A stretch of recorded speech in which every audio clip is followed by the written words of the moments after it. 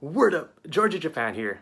And yeah, thanks for the request. A few of you guys asked me to do like my top 5 animes. So here I am doing my top 5 most memorable animes. So again, it's like a personal list. I didn't want to just make a list of like really popular animes that you'd be like, oh, seen it, seen it, seen it. So I do have kind of this special stipulation, and that is I had to have watched this anime before it got really popular. Even with that, I'm sure there's going to be a few animes that you've already seen, but maybe not. Oh, and just FYI, I was really into anime in the 90s and early 2000s, and I think you'll be able to see that in my list.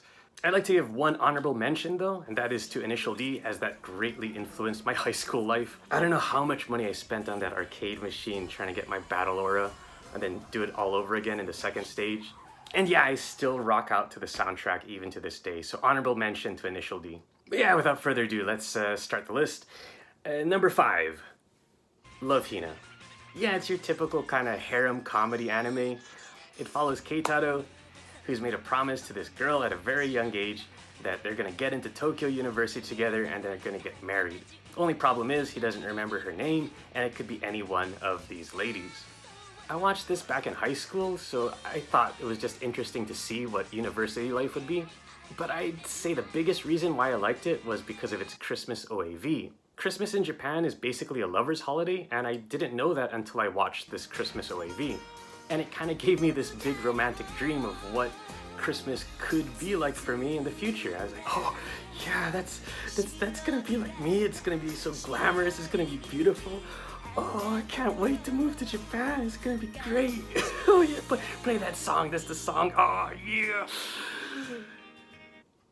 I never actually got that romantic Christmas. No, never, no, it didn't happen. That's no, In fact, one Christmas in Japan, I spent that with a bill collector.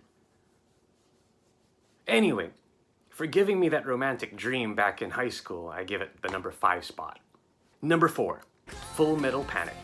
I really like mech anime, and I think this is a great blend between mech and gag. There's seriousness, but also silliness, which is something I really enjoyed.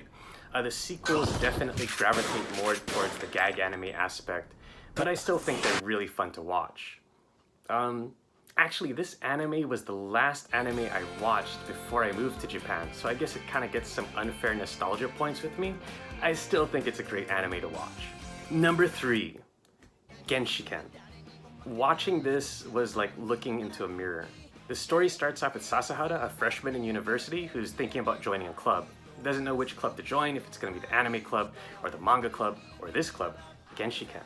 Now, Sasahara hasn't totally embraced the fact that he is an otaku, and that is something that was very relatable to me.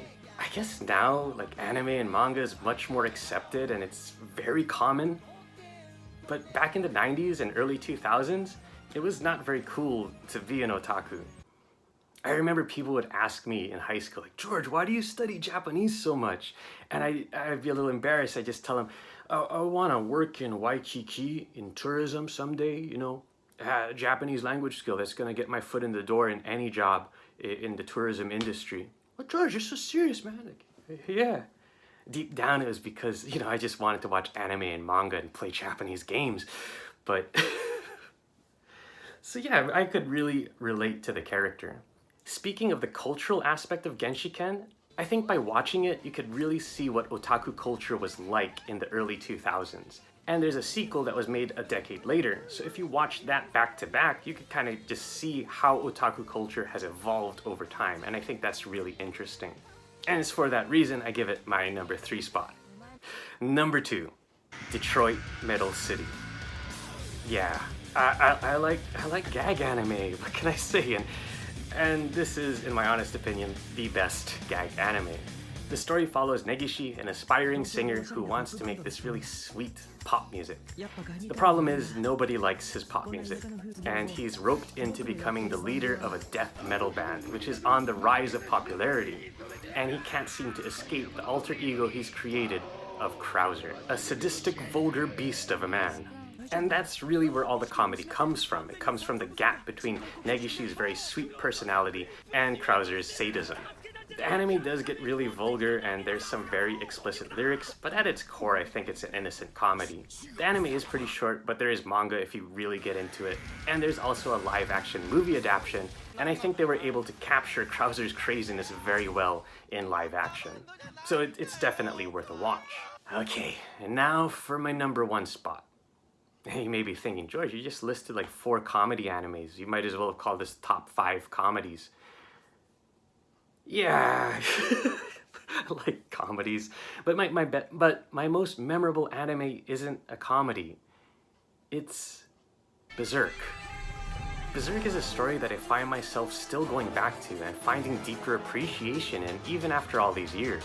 In a nutshell, it tells the story of Guts, the orphan child raised by a band of mercenaries who would later be enlisted into the Band of the Hawk under Griffiths to pursue his dream of obtaining his own country. Now, I watched this back in the early 2000s with a really crappy AVI file, but the story was just so enthralling I couldn't stop watching it. And the ending of the first arc was just so intense, I can still clearly see the low-quality images that were like burned into my brain.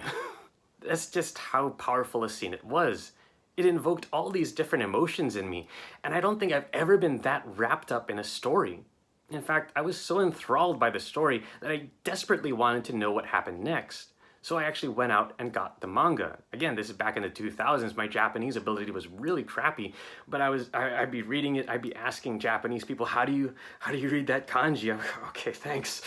And I just really wanted to know. I will say Berserk isn't for everybody. It's very violent, very grotesque, and there are some really dark themes. But at its core, I do think Guts' story is a very inspirational one. For me, Berserk tells the story of a man who started from nothing, but found a place of belonging, only to have everything taken from him. And in his darkest, most bleakest moment, he not only perseveres, but finds purpose in his losses. Guts faces each impossible task with the unwavering belief that he will win. And I think that's a pretty good message to get across. Anyway, that's just kind of what I felt about Berserk. And yeah, it's not gonna be for everybody. Again, it's really violent, real graphic, dark themes. And yeah, I know the newer anime adaptation uses CG graphics. And yeah, people have poked fun at how ridiculous some of the CG looks. But even with the CG, the story is just that good. The last scene of the CG anime does show more traditional style of animation, so hopefully in the future they're going back to that. Yeah, I guess that's all I got to say about that. Hope you liked my top 5. Please leave in the comments your top 5 most memorable animes. I'd love to see what your top 5 are. And yeah, thanks so much for watching, and have a glorious day.